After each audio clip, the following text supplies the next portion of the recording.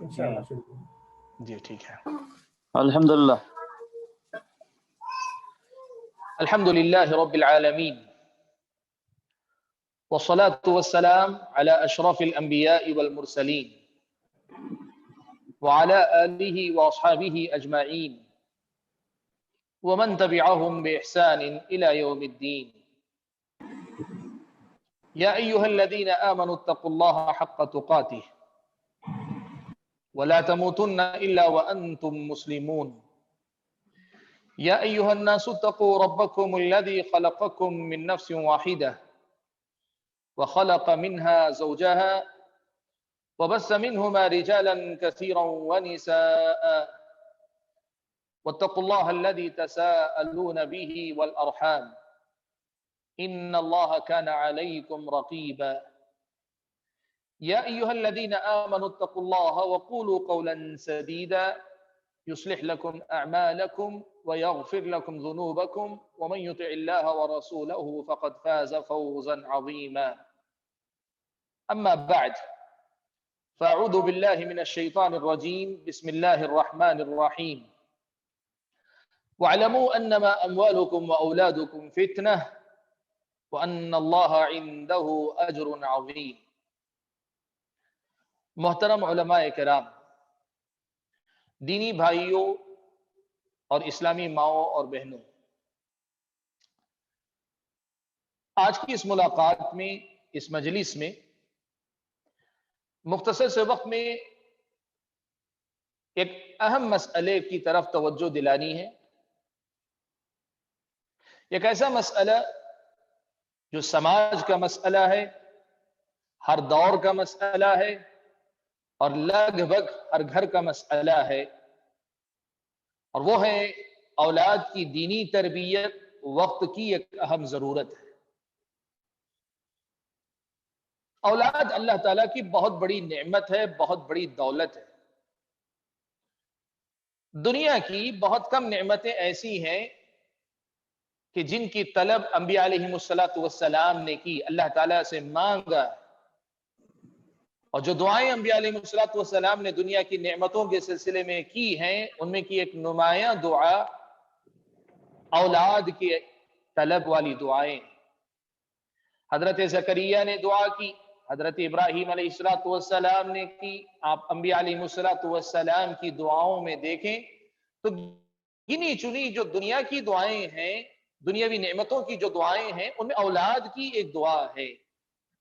لیکن یہ بات سمجھنے کی ہے کہ انبیاء نے اس نعمت کا مطالبہ کیا، اللہ کے سامنے دعا کی، تو اسے محض اپنی دنیا کے لیے نہیں طلب کیا، بلکہ اپنی دنیا کے ذریعے اپنی آخرت کمانے اور اپنے بعد نیکی کا، خیر کا سلسلہ باقی رکھنے، جاری رکھنے کے لیے اس کا مطالبہ انبیاء علیہ السلام نے دعا کی شکل میں اللہ تبارک و تعالیٰ کے سامنے کیا تھا۔ حاضرین گرامی، اس حوالے سے سب سے پہلی بات جو آپ حضرات اور خواتین کے سامنے مجھے کہنی ہے، رکھنی ہے، وہ یہ کہ آپ حضرات اور خواتین اس حقیقت کو یاد رکھیں کہ اولاد دنیا کی بہت بڑی نعمت بھی ہے، یہ اولاد ہماری اور آپ کی بہت بڑی ذمہ داری بھی ہے۔ کہ جس قدر زیادہ ہم اور آپ کو پسند ہے، اسی قدر زیادہ مجھ اور آپ سے اس کے سلسلے میں حساب و کتاب لیا جانے والا ہے۔ ہمیں اپنی دنیا کے اندر اپنے بعد اپنی نیک نامی کو باقی رکھنا ہو، یا ہمیں آخرت میں اللہ تعالیٰ کے پاس کامیاب اور کامران ہونا ہو، ہر دو صورت میں ہم اور آپ کو اپنی اولاد پر محنت کرنی پڑے گی، اپنی اولاد کی طرف توجہ دینی پڑے گی۔ سبحان اللہ، قرآن مجید کے جو الفاظ ہیں، جو کلمات ہیں، بڑے جامع کلمات ہیں۔ اللہ تبارک و تعالیٰ نے کہا وَاعْلَمُوا أَنَّمَا أَمْوَالُكُمْ وَأَوْلَادُكُمْ فِتْنَةٌ، تم یہ جان لو کہ تمہارے مال اور تمہاری اولاد تمہارے لیے آزمائش ہیں، یہ تمہارا امتحان ہے، یہ تمہارے لیے فتنہ ہے، اس کے ذریعے تمہارا امتحان لیا جا رہا ہے۔ یہ صرف نعمت نہیں کہ جس کے حصول پہ میں اور آپ خوش اور مطمئن ہو جائیں، یہ اللہ تعالیٰ کی بہت بڑی نعمت بھی ہے، اور اللہ تعالیٰ کی طرف سے مجھ پر اور آپ پر بہت بڑی ذمہ داری ہے جو ڈالی گئی۔ پیارے نبی صلی اللہ علیہ وسلم نے اسی حقیقت کو یاد دلاتے ہوئے فرمایا کلکم راع وکلکم مسئول عن رعیتی، تم میں سے ہر ایک آدمی ذمہ دار ہے اور اس سے اس کی ذمہ داری کے بارے میں سوال کیا جانے والا ہے، اس کا حساب لیا جانے والا ہے۔ اس حساب و کتاب کے معاملے کو ہم اور آپ اس حیثیت سے دیکھیں کہ نبی علیہ الصلوۃ والسلام نے گھر کے سرپرست باپ کی ذمہ داری گناتے ہوئے کہا والرجل راع فی اہل بیتی، آدمی اپنے گھر والوں کا ذمہ دار ہے، ومسئول عن رعیتی، اور اس سے اس کی ذمہ داری کے بارے میں پوچھا جانے والا ہے۔ دیکھیے نیا زمانہ ہے، نیا لوگوں کا ذہن ہے اور بدلتے رہتے ہیں، لوگ نئے نئے افکار کو قبول کرتے ہیں، نئے نئے نظریات کو قبول کرتے ہیں۔ ایک نیا ذہن یہ ہے کہ نہیں، بچوں کو آزادی ہونی چاہیے۔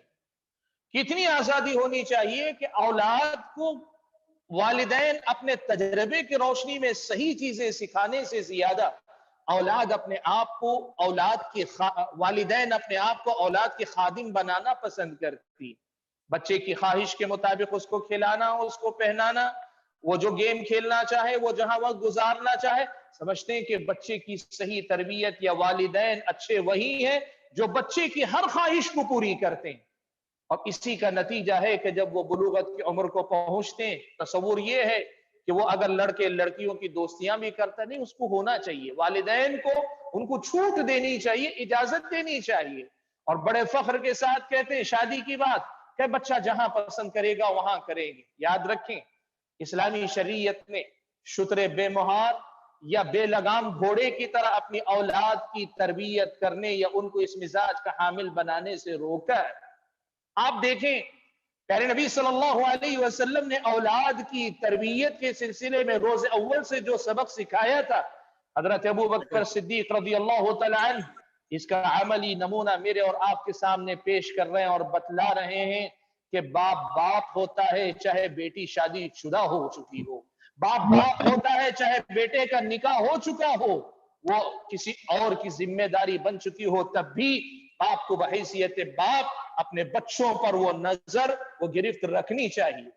یہ ظلم نہیں، اس میں زیادتی نہیں، اس میں ان کی جائز آزادی میں کسی قسم کی دخل اندازی نہیں، لیکن شتر بے مہار بے لگام گھوڑے کی طرح چھوڑ دینا اور تربیت کا یہ تصور کہ ان کو پوری آزادی دے دی جائے، اسلام کی نظر میں یہ بچوں کی تربیت نہیں ہے، یہ بچوں کو بگاڑنے کی ابتدا ہوتی ہے۔ یہ بات یاد رکھیں۔ حضرت ابو بکر صدیق رضی اللہ تعالیٰ عنہ کی سیرت سے آپ یہ دیکھیں، پیارے نبی صلی اللہ علیہ وسلم ایک سفر میں عائشہ صدیقہ رضی اللہ تعالیٰ عنہ کے پاس ایک ہار جو کسی سے مستعار لیا ہے، عاریتن لیا ہے، وہ موجود ہوتا ہے، وہ گم کر بیٹھتی ہیں۔ پھر اللہ کے نبی صلی اللہ علیہ وسلم کو سفر دوران سفر یہ واقعہ پیش آئے، اللہ کے نبی صلی اللہ علیہ وسلم کو اطلاع دیتی ہیں، اللہ کے نبی صلی اللہ علیہ وسلم وہی قافلے کو روک لیتے ہیں تاکہ وہ ہار تلاش کیا جا سکے۔ اسی اثنا میں نماز کا وقت ہو جاتا ہے اور لوگوں کے پاس وضو کرنے کے لیے پانی نہیں ہوتا۔ حضرت ابو بکر صدیق رضی اللہ تعالیٰ عنہ کو پتا چلتا ہے کہ قافلے کے سفر نہ کرنے کی یا نہیں نکلنے کی وجہ حضرت عائشہ رضی اللہ تعالیٰ عنہ کا ہار گم جانا ہے۔ حضرت ابو بکر صدیق آتے ہیں، حضرت ابو بکر جب خیمے میں داخل ہوتے ہیں، دیکھتے یہ ہیں کہ حضرت عائشہ بیٹھی ہوئی ہیں، نبی علیہ الصلوۃ والسلام حضرت عائشہ کے پیر پہ سر رکھے سو رہے ہیں، زانوں پہ سر رکھے سو رہے ہیں۔ اللہ کے نبی صلی اللہ علیہ وسلم کے ادب کا تقاضا ہے کہ زور سے ڈانٹ نہیں سکتے، ڈپٹ نہیں سکتے۔ حضرت ابو بکر صدیق اپنی زبان اور اپنے ہاتھ دونوں سے کام لیتے، کہتے ہیں حبست الناس ولما، اے عائشہ تم نے لوگوں کو روک لیا ایسے مقام پہ جہاں پانی نہیں، اور اپنے ہاتھ سے ان کی کمر میں گھوسنی مارنا جسے کہتے ہیں وہ لگاتے ہیں، یہ بتانے کے لیے کہ باپ کی حیثیت سے شادی کر کے نبی کی بیوی بنا دیا ہے، لیکن پھر بھی ایک باپ کی حیثیت سے تربیت کا اپنا فرض نبھا رہا ہے۔ میں جو بات آپ کو بتانا چاہتا ہوں وہ یہ کہ یہ بات یاد رکھیں کہ اسلام ہم اور آپ کو سکھاتا ہے کہ بچوں کی اچھی تربیت کرنا، اور جب تک اللہ تعالیٰ نے طاقت دی ہے ان پہ نگرانی رکھ کر ان کے بھلے کے لیے ان کے ساتھ بہتر سلوک کرنا، اسلام کی نظر میں ایک مومن کی یہ بڑی اہم ذمہ داری. اور آج ہم نے اولاد کی تربیت کی جو بات کی ہے، میں اس حوالے سے کچھ بنیادی باتیں آپ کے سامنے رکھنا چاہتا ہوں. آپ یہ بات یاد رکھیں کہ ہم اور آپ آج اصلاح معاشرہ کے سلسلے میں بڑے پروگرام کرتے ہیں. ہم اور آپ یا دین کے نام پر جو جمعیتیں جماعتیں بر صغیر ہند و پاک کے اندر قائم ہیں یا اس کے علاوہ بھی ساری جمعیتیں نوجوانوں کے بگاڑ پر، نوجوانوں کے سدھار پر، تعلیم بالغاں پر، بچوں کی تربیت پر، یہ مستقبل ساری کوششیں پوری محنت کر رہے ہیں. آپ کو یہ بات یاد رکھنی چاہیے، بات چاہے پروگراموں کی ہو، بات چاہے تنظیموں کے انتظامات کی، ان کے اپنے پروگراموں کی ترتیبات کی ہو، یہ ساری کی ساری اصل میں وقت گزر جانے کے بعد کی جانے والی محنتیں ہیں جو کبھی ثمرآور ہوتی ہیں، کبھی مفید ثابت ہوتی ہیں اور کبھی وہ مفید ثابت نہیں ہو پاتی. ہونا کیا چاہیے؟ یہ ہوتا یہ ہے کہ وقت گزر جانے کے بعد ہم معاملے کو سدھارنا چاہتے ہیں. طریقہ ہونا کیا چاہیے؟ یہ بچے جب بچے رہیں، یہ اولاد جب چھوٹی رہے، یہ بچے جب ابھی اپنے آپ کو پہچاننے، اپنے گھر بار کو پہچاننے، اپنے معاشرے کو پہچاننے کے مرحلے میں آئے، اس وقت ان بچوں پر محنت کی جانی چاہیے. ہمارے پاس بلوغت سے پہلے سب بچے ہوتے ہیں، تو اس معنی میں بچے ہیں کہ ان کو کچھ نہ کہا جائے، ان کو ٹوکا نہ جائے، ان کو کچھ سکھایا نہ جائے، بتایا نہ جائے، اور اگر بتایا جائے وہ نہ کریں تو ان کا محاسبہ نہ کیا جائے. یہ ہمارے پاس تصور ہے. اور جب ہم سکھانا شروع کرنا چاہتے ہیں، اس سے پہلے وہ دنیا سے، وہ ٹی وی سے، وہ موبائل سے، وہ اپنی اسکول کے ساتھیوں سے، وہ گلی محلے کے لڑکوں سے، وہ پتہ نہیں کہاں کہاں سے بہت ساری چیزیں پہلے سے غلط سیکھ چکا ہوتا ہے. اب ہم صحیح چیزیں سکھانے کے لیے جائیں گے تو بچہ کہاں سے سیکھ پائے گا؟ پیارے نبی صلی اللہ علیہ وسلم کا اسوہ دیکھیں، آپ صلی اللہ علیہ وسلم کا طریقہ دیکھیں. آپ صلی اللہ علیہ وسلم نے بچوں کی تربیت ان کے بچپن میں، ان کے لڑکپن میں کی. آپ صلی اللہ علیہ وسلم نے بچوں کو ان کی اس عمر میں سنبھالا ہے جس عمر میں وہ سیکھنے کے قابل تھے. میں دو مثالیں صرف آپ کے سامنے ذکر کروں. ایک حضرت عبداللہ ابن عباس رضی اللہ تعالیٰ عنہما کی مثال، بڑی مشہور حدیث ہے. حضرت عبداللہ ابن عباس نبی علیہ السلام کی زندگی میں نوعمر لڑکے ہیں، نوعمر لڑکے ہیں، لڑکپن کی عمر سے ابھی آگے بڑھ رہے ہیں. اللہ کے نبی کے ساتھ اونٹ پر پیچھے سوار ہیں. اللہ کے نبی کہتے ہیں یا غلام انی اعلمک کلمات، اے بچے، اے لڑکے، میں تجھے کچھ باتیں سکھاتا ہوں. احفظ اللہ یحفظک، تم اللہ تعالیٰ کو یاد رکھو، اللہ تمہیں یاد رکھے گا. یا تم اللہ تعالیٰ کی حفاظت کرو، اللہ تعالیٰ تمہاری حفاظت کرے گا. یعنی اللہ کے حقوق کی حفاظت کرو، اللہ تعالیٰ نے جو احکام اور فرامین آپ کو دیے ان کی حفاظت کرو، اللہ تمہاری حفاظت کرے گا. احفظ اللہ تجدہ تجاہک، تم اللہ تعالیٰ کے ان تقاضوں کو پورا کرو، تم اللہ تعالیٰ کو اپنے سامنے پاؤ گے. اذا سألت فاسأل اللہ، جب مانگو تو اللہ سے مانگو. وَإِذَا اسْتَعَنْتَ فَاسْتَعِنْ بِاللَّهِ، جب مدد طلب کرو تو اللہ سے مدد طلب کرو. ایک لمبی تعلیمات ہے جس میں ایمان، عقیدہ، اللہ سے تعلق اور اللہ تعالیٰ سے کی زندگی، انسان کی زندگی میں اللہ تعالیٰ کی کس قدر ضرورت ہے، اس لڑکے کے ذہن میں اللہ کے نبی صلی اللہ علیہ وسلم اسی عمر میں بٹھا رہے. آج اسی طرز پر اگر ہم اپنے بچوں کی تربیت کریں گے، ہمارے بچے بھی اسی دیندارانہ مزاج کے ساتھ پروان چڑھیں گے. اللہ کے نبی صلی اللہ علیہ وسلم کے سامنے آپ کے ربیب، آپ کے پروردہ حضرت عمرو دسترخوان پہ بیٹھے ہیں، اور دسترخوان پہ بیٹھے ہوئے وہ خود اپنا واقعہ بیان کر رہے ہیں کہ اللہ کے نبی کے ساتھ میں کھا رہا تھا. وَكَانَتْ يَدِي تَطِيشُ فِي الصَّحْفَةِ، وہ جو برتن تھا، برتن میں میری طرف رہنے کے بجائے دسترخوان پر میرا ہاتھ جو ہے کبھی ادھر کبھی ادھر، جیسے بچے ہوتے ہیں اپنی پسند کی چیز کہیں بھی رہے اٹھانا چاہتے ہیں. یہ آداب، دسترخوان کے آداب کے خلاف تھی بات. پیارے نبی صلی اللہ علیہ وسلم نے دیکھا تو ان کو سکھلایا، کہا یا غلام، اے بچے، سم اللہ، بسم اللہ کہو. وَكُلْ بِيَمِينِكَ، اپنے دائیں ہاتھ سے کھاؤ. وَكُلْ مِمَّا يَلِيكَ، ادھر ادھر ہاتھ مارنے کے بجائے دسترخوان میں جو حصہ، برتن کا جو حصہ تمہارے قریب ہے وہاں سے کھاؤ. اللہ کے نبی نے سکھلایا. یہ نبی کا اسوہ ہے کہ بچوں کو ان کے بچپن سے آگے ان کے لڑکپن کے مرحلے میں سکھانا چاہیے۔ آج اولاد کی تربیت کا معاملہ کھٹائی میں ہے، ہم دنیا میں انقلابات کی بات کرتے ہیں۔ آج ہم اپنے اولاد کو وقت رہتے سنبھالنا نہیں چاہتے، لیکن اصلاح معاشرہ کی بڑی بڑی کانفرنسیں کرنا چاہتے ہیں۔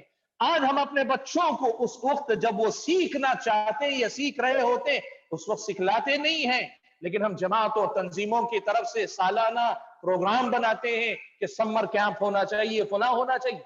میں یہ نہیں کہہ رہا ہوں کہ وہ نہیں ہونا چاہیے، لیکن میں یہ بتانا چاہ رہا ہوں کہ یہ نہ کر کے وہ کرنا۔ دراصل وقت گزر جانے کے بعد محنت کرنا ہے، یا شام کے گزر جانے کے بعد لکیر پیٹنا جسے کہتے ہیں، یہ وہ والا معاملہ بن جاتا ہے۔ حاضرین گرامی، آپ یہ بات یاد رکھیں، بچپن کی جو تعلیم ہوتی ہے یہ بڑی اہم ہوتی ہے، اور میں خاص طور پر یہ بات بتانا چاہوں گا، ایک بڑا ہی غلط ذہن ہمارے سماج کے اندر ہے۔ وہ ذہن یہ ہے کہ اگر بچے کو عالم بنانا ہے تو شروع سے بچے کو قرآن پڑھانا چاہیے، آداب پڑھانا چاہیے، ناظرہ پڑھانا چاہیے، دعائیں یاد کروانی چاہیے، ساری دینی تعلیم، دینی تربیت، یہ سب اس بچے کے لیے ہیں جو بچہ آگے بڑھ کر عالم حافظ بننا ہے والدین کے پلان کے مطابق۔ لیکن یہی بچہ اگر آئندہ چل کر اسے ڈاکٹر بنانا ہے، انجینئر بنانا ہے، یا کسی کاروبار میں لگا کے کاروباری بزنس مین بنانا ہے، یا اسے کسی اور رخ پہ لگانا ہے، تو والدین سمجھتے ہیں کہ یہ تعلیم اس کا حصہ نہیں۔ بہت غلط سمجھتے ہیں آپ۔ ہر بچہ مسلمان پیدا ہوتا ہے، فَأَبَوَاهُ يُهَوِّدَانِهِ أَوْ يُنَصِّرَانِهِ أَوْ يُمَجِّسَانِهِ۔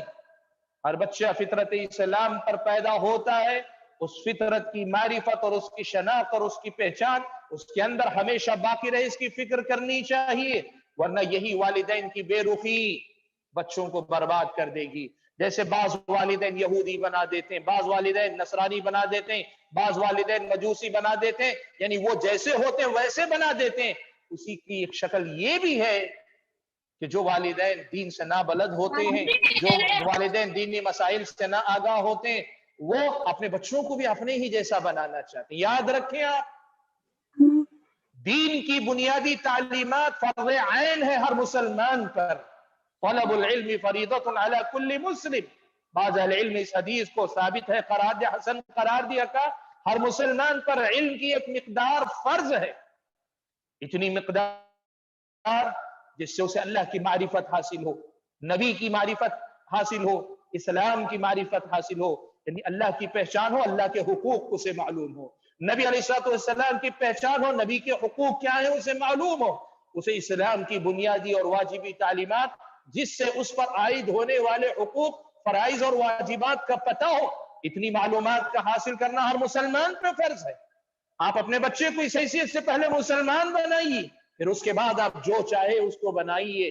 یہ جو تقسیم ہم نے کر کے رکھی ہے، مدرسے والے بچوں کی تربیت الگ اور بقیہ دنیا کے دیگر میدانوں والے بچوں کی تربیت الگ، یہ کوئی صحیح طریقہ نہیں۔ ہر بچے کو بنیادی تعلیم ملنی چاہیے۔ اور میں آپ کو بتاؤں، یہ جو تعلیم بچپن میں دی جاتی ہے، اگر بچپن میں صحیح طریقے سے اسلام، توحید، رسالت، آخرت، اخلاقیات، حلال و حرام، اور اس سے آگے اللہ تعالیٰ کے احکام کی تعظیم، اللہ تعالیٰ کے دین کے شعائر کا احترام، یہ ساری چیزیں اگر بچے کے اندر پہلے ہی ڈال دی جائیں گی نا، وہ بچہ دنیا کے کسی بھی میدان میں جائے، یہ بنیادی تعلیم ہمیشہ اس کے ساتھ رہے گی، اور اللہ کے فضل و کرم کے بعد اس کے دین و ایمان کی حفاظت کا سبب بن جائے گی۔ شاعر نے اسی حقیقت کو یاد دلاتے ہوئے کہا، مکتب کا سبق ذہن میں محفوظ ہے اب تک، مکتب کا سبق ذہن میں محفوظ ہے اب تک، مجھ پر نہیں ہوتا ہے اثر اور کسی کا۔ آپ یہ بات یاد رکھیں، بچوں کا ذہن خالی ہوتا ہے۔ اگر آپ بچپن میں پہلے پہل اللہ کی معرفت، نبی کی معرفت، دین کی معرفت، دینی مزاج، دین پسندی، یہ چیزیں بچے کے اندر پہلے ہی اتار دیتے ہیں، تو پھر بچے کے لیے تربیت پانا اور دین پہ عمل کرنا آسان ہو جاتا ہے۔ آج ہمارا مسئلہ یہ ہے کہ خالی الذہن بچوں کے دماغوں کو ہم پہلے خرافات سے بھرتے ہیں یا بھرنے کا موقع دے دیتے ہیں۔ ہم خود بھرتے ہیں، اگر ہم اپنے گھر میں غلط تربیت کا ماحول رکھیں ہم خود بھرتے ہیں، اور اگر نہیں کرتے ہیں، ہم خود نہیں بھرتے ہیں، کم از کم زمانے کے حوالے، دنیا والوں کے حوالے، کبھی سڑک کے، کبھی اسکول کے، کبھی جو ہے خاندان کے ایسے بچے جو خود دینی مزاج نہیں رکھتے، ایسے بچے ان کے حوالے کر دیتے کہ بچے وہاں سے سیکھیں، یا پھر T V culture, mobile culture, internet کی دنیا، ایسے حوالے کر دیں کہ بچہ پہلے اپنے اندر کباڑہ بھر لیں، اور پھر اس کے بعد ہم کہتے ہیں اس کی تربیت نہیں ہوتی، اس کی اصلاح نہیں ہوتی، بچے کے اندر نماز کا شوق نہیں، دینداری کا مزاج نہیں۔ کیسے ہو سکتا ہے؟ ایک پیالہ اگر خالی ہو تو آپ بھر سکتے ہیں اس کے اندر، جو پہلے سے بھرا ہوا اس کے اندر آپ کیا بھر پائیں گے؟ آپ کو خالی کرنا پڑے گا۔ اور یہ بات یاد رکھیں، جو بات پہلے پہل جا کر بیٹھتی ہے وہ خیر کی ہو کہ شر کی ہو، اس کا نکالنا سب سے مشکل کام ہے، اس کا نکالنا بہت مشکل کام ہوتا ہے۔ یہ مسئلہ ہم اور آپ کو اچھی طریقے سے یاد رکھنا چاہیے۔ آج ہمارے سماج اور معاشرے میں یہی معاملہ ہے کہ ہم اور آپ نے بچوں کی تربیت کے معاملے میں یہ مزاج اپنایا ہوا ہے، یہ سوچ اپنائی ہوئی ہے، یہ طریقہ اپنایا ہوا ہے کہ ہم بچوں کی تربیت نہیں کرتے، چھوڑ دیتے ہیں بچوں۔ اب بچے کے اندر کیا کچھ ہوتا ہے؟ بہت ساری چیزیں وہ موبائلوں سے سیکھ رہا ہے، بہت ساری چیزیں وہ ٹی وی کلچر فلموں سے سیکھ رہا ہے، بہت ساری چیزیں گلی محلے کے جو دوسرے بچے ہیں ان سے سیکھ رہا ہے، بہت ساری چیزیں وہ جو اسکول جس میں وہ تعلیم حاصل کرتا ہے وہاں سے سیکھ رہا ہے، اور بہت ساری چیزیں میری آپ کی، ہم والدین کی، ہم سرپرستیوں کی کمزوریاں یا ہماری غلطیاں، ہماری کوتاہیاں، اس سے بچہ سیکھ رہا ہے۔ ہم اور آپ اس طرف توجہ نہیں دے پاتے اور پھر چاہتے ہیں کہ بچہ اچھا ہو جائے، بچہ مہذب ہو جائے، تربیت یافتہ ہو جائے۔ اسے کیسے ہو سکتا ہے؟ جو بیج ہم نے بویا ہی نہیں ہے اس پھل کی امید رکھنا کہاں سے عقل مندی کی بات ہو سکتی ہے؟ ہم کانٹے بوئیں اور امید پھولوں کی رکھیں تو کہاں سے ہم اور آپ کو پھول مل سکتے ہیں؟ ہم اور آپ کو اس بچے کی تربیت کرنی پڑے گی، ان بچوں کو سنبھالنا پڑے گا، ان بچوں کو سدھارنا پڑے گا۔ نبی علیہ الصلوۃ والسلام نے اسی لیے بچوں کی تربیت پر کتنی چھوٹی چھوٹی باتوں میں اللہ کے نبی صلی اللہ علیہ وسلم نے توجہ دی۔ دو مثالیں میں نے حضرت ابن عباس اور حضرت عمرو بن ابی سلمہ رضی اللہ تعالی عنہم اجمعین کے بارے میں دو مثالیں آپ کے سامنے ذکر کی۔ آئیے ایک دو مثالیں اور احکام کی شکل میں بتاتا ہوں۔ نبی علیہ الصلوۃ والسلام نے بچوں کی تربیت کے سلسلے میں کیا کہا؟ اللہ کے نبی صلی اللہ علیہ وسلم نے کہا مروا اولادکم بالصلاة اذا بلغوا 7 واضربوهم عليها وهم ابناء 10۔ جب تمہارے بچے 7 سال کے ہو جائیں تو نماز پڑھاؤ، نماز پڑھنے کا حکم دو۔ یہ بچہ اپنی خوشی سے اس سے پہلے پڑھ رہا ہے، آپ اپنے ساتھ لے کر پڑھ رہے ہیں یا پڑھ رہی ہیں، بہت اچھی بات ہے، ہونا چاہیے، لیکن 7 سال کا ہو جائے تو پھر نماز پڑھنے کا حکم دینا چاہیے۔ اور اگر 10 سال کا ہو جاتا ہے لیکن نماز میں کوتاہی کرتا ہے تو آپ اسے مار کر، تنبیہی مار، وہ مار جو تنبیہ والی ہوتی ہے وہ مارے آپ۔ نبی علیہ الصلوۃ والسلام نے یہ تربیت، دینی تربیت کا یہ اہتمام کیا، اور اخلاقی تربیت کے سلسلے میں فرمایا وَفَرِّقُوا بَيْنَهُمْ فِي الْمَضَاجِعِ۔ جب بچے اتنے بڑے ہو جائیں جہاں ان کو نماز پر آپ سزا دے رہے ہیں تو یہ بھی خیال رکھیں کہ پھر ان بچوں کے بستر الگ کر دیں۔ سبحان اللہ، اسلامی شریعت کس قدر نزاکت کا خیال رکھے۔ آج تو ہمارے معاشرے میں ایسا ہے کہ 2 مرد 2 عورتیں یا گھر کے سارے بچے ایک ہی ساتھ لیٹ جائیں، ایک دوسرے کوئی فرق نہیں سمجھا جاتا۔ آپ برے نہیں ہوں گے، آپ کی بدنیتی، آپ کے بارے میں کوئی غلط تصور کی بات بعد میں ہے، اول و آخر یہ نبی علیہ الصلوۃ والسلام کی طرف سے ہدایت ہے جو بچوں کی اخلاقی تربیت کے لیے اللہ کے نبی نے دی ہے کہ بچوں کے بستروں کو الگ کر دیا جائے۔ جب وہ ایک عمر کو پہنچتے ہیں، جب وہ 10 سال کے ہو جاتے ہیں، ان کے بستروں کو الگ کر دیا جائے۔ یہ پیارے نبی صلی اللہ علیہ وسلم کا حکم۔ آپ دیکھو قرآن مجید کی تعلیمات اور پیارے نبی صلی اللہ علیہ وسلم کی احادیث، ان دونوں کو اپنے سامنے رکھ کر اگر آپ دیکھو، اسلام تو یہی بتاتا ہے کہ ہر چیز بچہ جب سیکھنے کے مرحلے میں آئے تو پہل آپ کی طرف سے ہو جانی چاہیے، آپ کی طرف سے پہل ہو جانی چاہیے، اور یہ پہل ایسی ہونی چاہیے کہ خیر شر سے پہلے اس تک پہنچے، برائی سے پہلے نیکی اچھائی اس تک پہنچے، گناہ کی باتوں سے پہلے نیکی کی پہچان اس تک پہنچے، کھیل تماشے کھیل کود سے پہلے بچے کے سامنے زندگی کے تئیں بلند عزائم اور مقصد کی باتیں اس کے سامنے آنی چاہیے۔ اسلامی تربیت کا ایک عملی نمونہ ہمارے اور آپ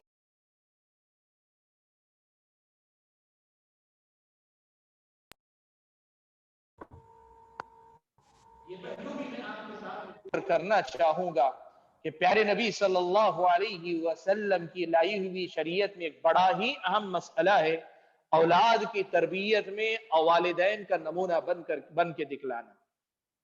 देखिए, दुनिया का उसूल है, जो बात जबान से कही जाती है उसकी तासीर अगर 10 गुना है, चाहे कितनी ही मीठे लबो लहजे में कहे, कितने ही प्यार भरे अंदाज में कहे, 10 गुना आप उसकी तासीर बढ़ा सकते, बेहतर से बेहतर अंदाज में। आप खुद अपने किरदार से अगर बच्चों को सिखा सके, इसकी तासीर 100 गुना बढ़ जाती है, 100 गुना ज्यादा असर अंदाज हो। वालिदैन अगर खुद अमली नमूना बन जाए तो बच्चे खुद ब खुद सीखते हैं, बच्चे खुद ब खुद अपनाते हैं, बच्चे खुद ब खुद अपनी जिंदगी में उसको ढालते जाते हैं।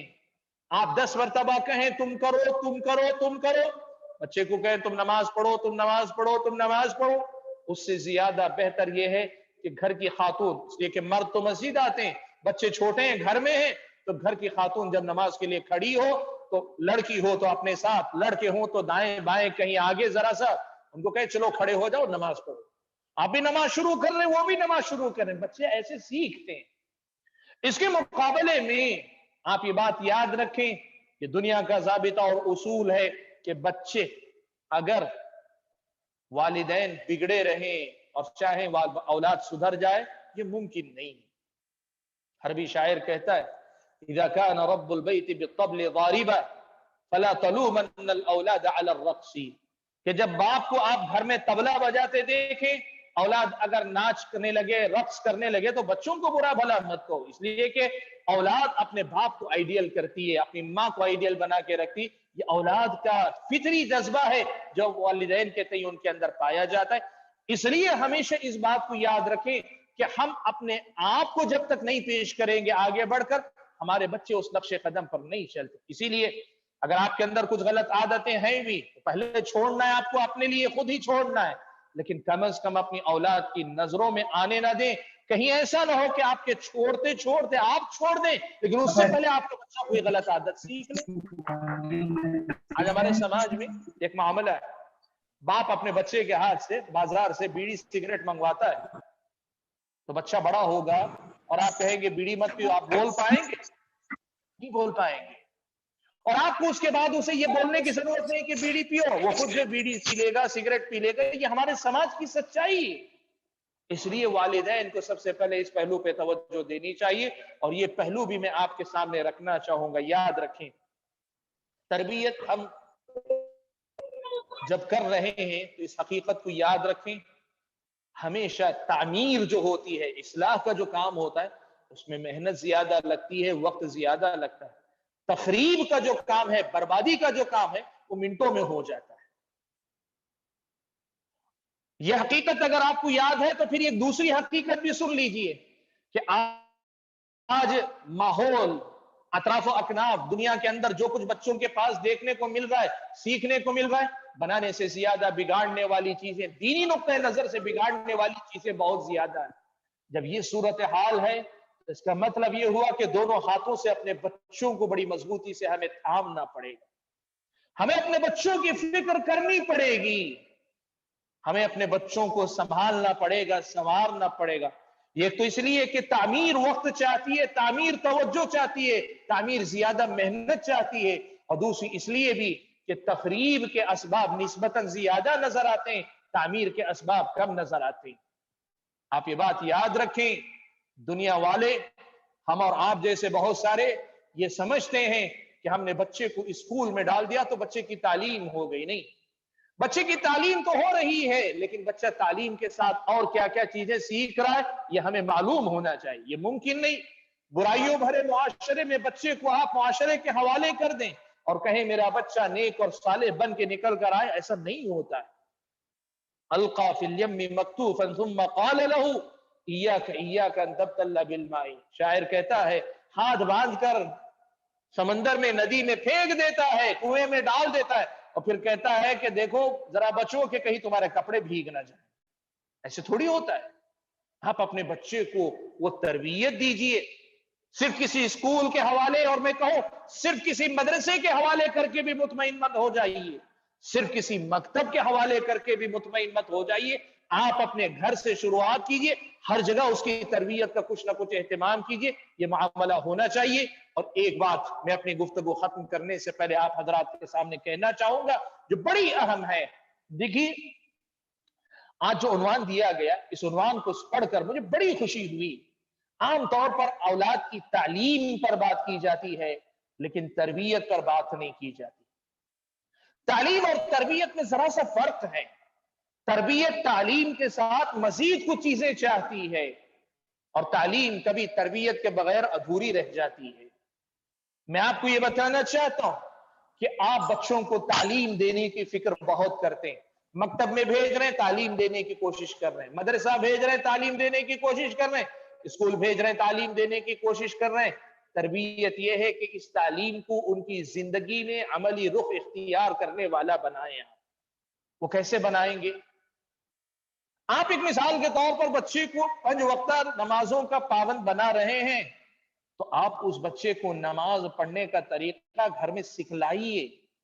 اسے دعائے استفتاح یاد ہے، اسے قرآن میں پڑھی جانے والی سورتوں کے ساتھ، نماز میں پڑھی جانے والی سورتوں کے ساتھ نماز میں پڑھی جانے والی دعائیں یاد ہیں، نماز سے کے بعد کی دعائیں یاد ہیں، اس کو صبح شام کے اذکار اسے یاد ہیں، یہ آپ سیکھتے ہیں، معلوم کرتی ہیں۔ آپ یہ بھی دیکھیں کہ وہ بچہ اس وقت پر اس کو استعمال کر رہا ہے۔ مثال کے طور پر آپ بچے کو سکھا دیتی ہیں کہ استنجا کے لیے جاتے ہوئے یہ دعا پڑھنا چاہیے، بیت الخلاء سے نکلتے وقت یہ دعا پڑھنی چاہیے۔ آپ یہ بھی دیکھیں کہ کیا بچہ جاتے آتے ہوئے ان پر عمل کر رہا ہے۔ یہ ہے تربیت۔ تعلیم یہ ہے کہ آپ بچے کو بتا دیں کہ یہ ادب ہے اور یہ دعا پڑھنی چاہیے۔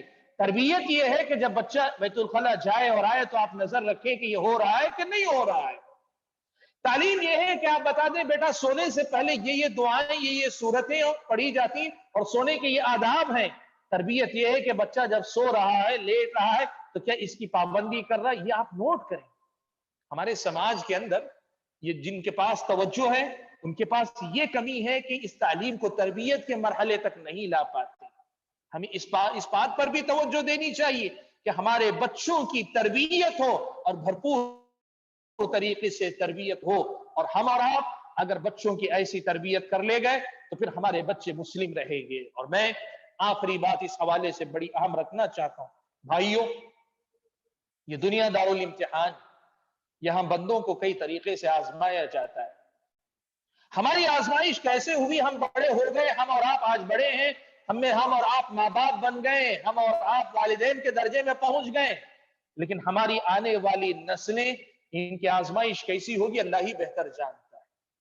اتنی بات کم از کم آپ جان لیں، ہماری جیسی آزمائش ہوئی ضروری نہیں کہ ویسے ہی ہو، اللہ نہ کرے یہ ممکن ہے کہ ہم سے زیادہ سخت آزمائش ہو، ہمارے اپنے ملک کے اندر ہو یا ملک کے سے باہر ہو، دنیا کے مختلف علاقوں کے اندر ہو۔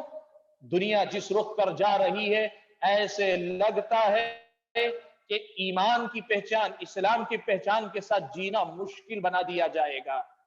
ایسی کوششیں کی جا رہی، اللہ سے ہماری دعا ہے کہ ایسا نہ ہونے پائے، لیکن لا قدر اللہ تعالیٰ ایسا نہ کرے، ہمیں اپنے فضل و کرم سے اس قسم کے مسائل سے آزاد رکھے، ہماری نسلوں کی حفاظت کرے۔ اگر امتحان سخت ہوا تو ادھر سے امتحان سخت ہو رہا ہے اور ادھر سے تیاری کمزوری ہو رہی ہو تو پھر بچوں کے لیے امتحان اپنے دین و ایمان بچا کر، اپنی دینی شناخت، اپنی اسلامی پہچان بنا کر باقی رکھ کر آگے بڑھنے کا یہ امتحان کس قدر مشکل ہو جائے گا۔ اور اللہ نہ کرے اگر قدم ڈگمگا گئے، لغزش کا شکار ہو گئے تو ہم اور آپ اندازہ نہیں لگا سکتے۔ ہم نے اگر اپنے بچوں کو دولت دی، شہرت دی، وراثت میں جائیداد دی، سب کچھ دیا، لیکن وہ ایمان، وہ تقوی، وہ دینداری نہ دے سکے تو ہم سے زیادہ نادان اور ناسمجھ کوئی نہیں ہو سکتا۔ آپ حضرت یعقوب علیہ السلام کا قصہ پڑھ کر دیکھیے، انتقال سے پہلے اپنے بچوں کو وصیت کر کے جاتے ہیں، پوچھ کر جاتے ہیں کہ ذرا بتاؤ مجھے، میری تسلی کرواؤ، بتاؤ تم کس کی عبادت کرو گے؟ ما تعبدون من بعدی، میرے بعد کس کی عبادت کرو گے؟ وہ توحید، وہ تعلیم سکھا کر جاتے ہیں۔ حضرت ابراہیم علیہ السلام اللہ تعالیٰ سے ہاتھ اٹھا کے دعائیں مانگ رہے ہیں، گر گڑاتے ہیں، وَجْنُبْنِي وَبَنِيَ أَن نَعْبُدَ الْأَصْنَامَ، مجھے اور میرے بچوں کو बुत परस्ती से बचा लेना।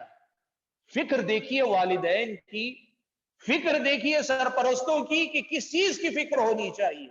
आज हमारे सामने मुस्तकबिल में बच्चों की, अगली नस्लों के दीन और ईमान पर मंडलाते खतरात नजर आ रहे हैं, लेकिन उन खतरात का मुकाबला करने जैसा ईमान, वैसी तौहीद, वैसा अकीदा अपने बच्चों के दिलो दिमाग में उतारने की फिक्र हमारे अंदर बड़ी कम नजर आती है। हाज़िन गिरामी, जरूरत इस बात की है मकतब की सतह पर, घर में, और फिर जहां वो स्कूल या मदरसा जहां जाते हैं, कॉलेज जहां जाते हैं, वहां सब बच्चों की तरबियत का एक मुनज़्ज़म इंतजाम हो और बच्चों को एक भरपूर दीनदाराना मिजाज देने की हम और आप कोशिश करें।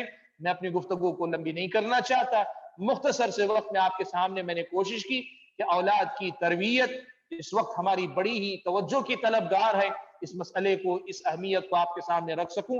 अल्लाह से मेरी दुआ है कि अल्लाह ताला मुझे और आप सभी हजरात और सामीन को, खवातीन को, सबको अल्लाह ताला कहने और सुनने से ज्यादा अमल करने की तौफीक अता फरमाए। हमारी औलाद को नेक और सालेह बनाए, हमारी आंखों की ठंडक बनाए, दुनिया में हमारी नेक नामी का, हमारे बाद हमारे लिए सदक़े जारिया, और आखिरत में हमारी सुरखरुई और कामयाबी का जरिया हमारी औलाद को बना दे। अल्लाह हमारी औलाद की, हमारी अगली नस्लों की दीन और ईमान की हिफाजत फरमाए, उनके अखलाक की हिफाजत फरमाए, उनकी दीनदारी की हिफाजत फरमाए। अल्लाह ताला हमें और उन्हें जब तक इस दुनिया में रखे, ईमान और इस्लाम पर कायम रखे, और जब अपने पास बुलाए तो ईमान की हालत में बुलाए। आमीन व आखिरु दावाना अल्हम्दुलिल्लाहि रब्बिल आलमीन। जज़ाकुमुल्लाहु खैर। ये थे शेख अब्दुल हसीब हफिज़हुल्लाह, अल्लाह ताला इनके इल्म अमल में और भी बरकत दे, और भी ज़्यादा इनके नसीहतों से हमें फ़ायदा उठाने की और अमल करने की तौफीक अता फरमाए। आमीन सुम्मा आमीन। मोहतरम सामीन, औलाद की जो तरबियत है, शेख के तकरीर से हमें आसान तरीके से भी कह सकते हैं कि बच्चों के लिए अच्छा माहौल हो, वो कुरान पढ़ने के पाबंद बने और नमाज के पाबंद बने। इससे जो है, अगर हम बच्चों को अच्छा माहौल नहीं दे सकते, कुरान पढ़ने का पाबंद नहीं बना सकते, नमाज पढ़ने का पाबंद नहीं बना सकते, तब उनसे हम अच्छाई की, भलाई की, खैर की उम्मीद नहीं कर सकते। इन चीज़ों का बचपन से ही ख्याल करना होगा, वक्त निकालना होगा। जज़ाकुमुल्लाहु खैर। फिर उसके बाद मैं सबसे पहले अल्लाह रब्बुल आलमीन का शुक्र अदा करता हूँ, जैसे कि अल्लाह रब्बुल आलमीन फरमा रहा है, लइन शकरतुम लअज़ीदन्नकुम व लइन कफरतुम इन अज़ाबी लशदीद। अगर तुम शुक्र अदा करते हो तो हम आपको और भी अता करेंगे, अगर तुम कुफ्र करते हो इन अज़ाबी लशदीद, अल्लाह ताला कहता है कि मेरा अज़ाब बहुत सख्त है। अल्लाह रब्बुल आलमीन का हम पर लाख बहुत शुक्र है कि अल्लाह ताला ने हमें, जैसे कोरोना जैसे माहौल में भी इस तरह लोग बाहर नहीं जा सकते हैं, फिर भी हम तक जो है अल्लाह ताला ऑनलाइन के जरिए से दीनी पैगामात हम तक पहुंचा रहा है। अल्लाह रब्बुल आलमीन का शुक्र एहसान है। फिर उसके बाद मल्लम यशकुरिन्नास लम यशकुरिल्लाह के तहत, यानी जो लोगों शुक्र अदा नहीं करता, गोया कि उसने अल्लाह ताला का भी शुक्र अदा नहीं किया है। मैं शेख अब्दुल हसीब हफिज़हुल्लाह को जो है शुक्र अदा करता हूँ कि उन्होंने अपना कीमती वक्त निकाल कर हमारे पास आकर हमें दीनी इस्लाम की बातें हमारे सामने रखी हैं। अल्लाह ताला शेख को जो है अच्छा बेहतरीन बदला अता फरमाए। और सारे लोग जो इस प्रोग्राम में आए हैं, उलमा किराम हो, शांति संदेशम वाले हों, समवा वाले हों, जो भी दीनी प्रोग्राम चलाने वाले हैं, जो भी शिरकत किए हैं, सारे जो आवाम हैं, अल्लाह ताला आप लोगों को जो है आने को कबूल फरमाए और सुनी हुई नसीहतों पर अमल करने की तौफीक अता फरमाए। आमीन। मोहतरम सामीन, एक छोटा ऐलान करने के बाद मैं इस प्रोग्राम को जो है खत्म करता हूँ। इंशाअल्लाह पीर के दिन तौहीद के असरात इंसानी जिंदगी पर इस उन्वान पर शेख अब्दुल अजीम उमरी मदनी हफिज़हुल्लाह का जो है इंशाअल्लाह तकरीर होगी। कुवैत का जो टाइमिंग है वो 7:30 पौने 8 बजे होगा, और इंडिया का टाइमिंग जो होगा 10:15 बजे होगा, 10:15 पर होगा। ये और एक दूसरी बात, इस्लाम FSWS तेलुगु इस्लाम शांति संदेशम के नाम से एक जो एक चैनल भी है, सब्सक्राइब भी कर सकते हैं। इंशाअल्लाह उस दिन का प्रोग्राम आप सुन सकें, देख सकें। जज़ाकुमुल्लाह खैर। अस्सलामु अलैकुम व रहमतुल्लाहि व बरकातहू। किसी को सवाल कुछ पूछने का है तो देख लीजिए भाई, कैसा? अगर कोई अगर इस उन्वान पर अगर शेख जो है अगर सवाल करना चाहते हैं तो कर सकते हैं, ताकि आपके सवालों से हमको भी जो है इंशाअल्लाह फायदा हो सके। एक ही एक सवाल का जवाब, एक सवाल। प्रोग्राम के बाद मैं निकल चुका हूं जगह पर से, تو بہتر ہے سوال کے جوابات آپ لوگ خود دیکھ لیں تو بہتر رہے گا. ٹھیک ہے, میں نکل گیا ہوں, میں سمجھا شاید پروگرام ختم ہو گیا, میری ذمہ داری ختم ہو گئی تو میں وہاں سے نکل گیا ہوں. ٹھیک ہے شیخ صاحب, کوئی بات ٹھیک ہے, چلے, جزاک اللہ خیر, بارک اللہ فیک. پھر انشاءاللہ کسی اور پروگرام میں انشاءاللہ دیکھا جائے گا. کسی جو سوال جو کرنا چاہتے ہیں اگر وہ رکھ سکتے ہیں تو دوسرے کسی اور پروگرام میں انشاءاللہ ضرور پوچھیں, اس لیے کہ مغرب کا وقت جو ہے بہت قریب ہے.